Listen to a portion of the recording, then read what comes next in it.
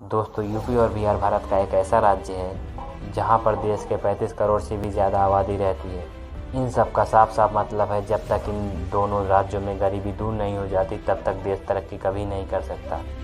अभी यूपी और बिहार की मौजूदा हालत हम लोगों को पता है, लेकिन ये दोनों राज्य शुरुआत में इतना गरीब नहीं हुआ करते थे, बल्कि एक समय ऐसा था जहाँ यूपी और बिहार सभी राज्यों से संपन्न माने जाते थे। अब ऐसे में सवाल उठता है कि इन राज्यों में गरीबी की शुरुआत कहाँ से शुरू हुई।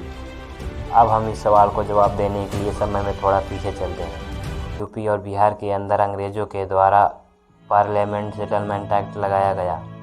ये वो दौर था जहाँ पर भारत के अंदर टैक्स के रूप में लोगों को लगान देना पड़ता था, और लगान का यह कानून भारत के अंग्रेज़ों के आने से पहले ही चल रहा था।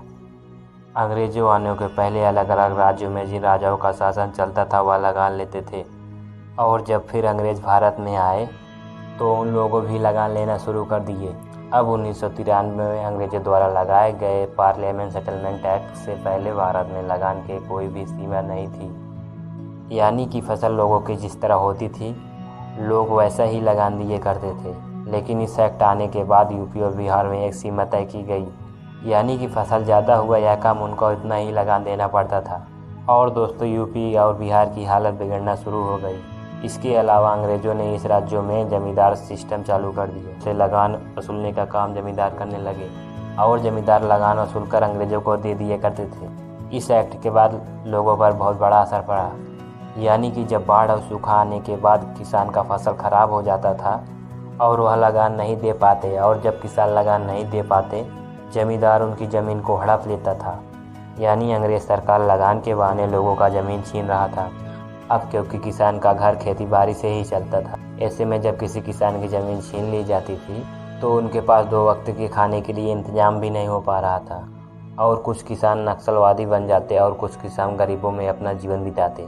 और दोस्तों, हैरान की बात यह थी, अंग्रेज़ों ने यह पूरा भारत में लागू नहीं किए थे, बल्कि यह सिर्फ यूपी और बिहार में किए। इससे यह पता चलता था कि अंग्रेज़ों का निशाना इस राज्यों पर ही था। यूपी और बिहार में जमींदारी सिस्टम देश के आज़ाद होने तक ही रहा, यानी कि अंग्रेज़ 150 साल किसान पर जुल्म करते रहे, और इतना लंबे समय में उन्होंने किसान को पूरी तरह से बर्बाद कर दिया था। साल 1947 में जब भारत अंग्रेज़ों से आज़ाद हुआ तो फिर यूपी और बिहार में जमींदारी सिस्टम ख़त्म कर दिया गया, लेकिन अब तक यहाँ के किसानों के इतना ज़्यादा नुकसान पहुँचाया जा चुका था, इसकी भरपाई आज तक नहीं हो पाई। एक रिपोर्ट के तहत यह कहा जाता है कि भारत के जिस राज्यों में जमींदारी सिस्टम हुआ करता था वहाँ पर 1960 में भी फसलों का उत्पादन बहुत कम था। और इसके अलावा रिपोर्ट में कई बातें बताई गई थी, जिससे पता चलता है कि देश को आज़ाद होने के बाद भी जमींदारी सिस्टम के बाद यूपी और बिहार में गरीब रह गए थे। तो दोस्तों, अभी तक तो अंग्रेज़ों के लगान वसूलने की, जमींदारी सिस्टम के लागू करने की बात है, लेकिन चलिए अब हम आपको बताते हैं कि यूपी और बिहार पर इसका क्या प्रभाव पड़ा। साल 2003 में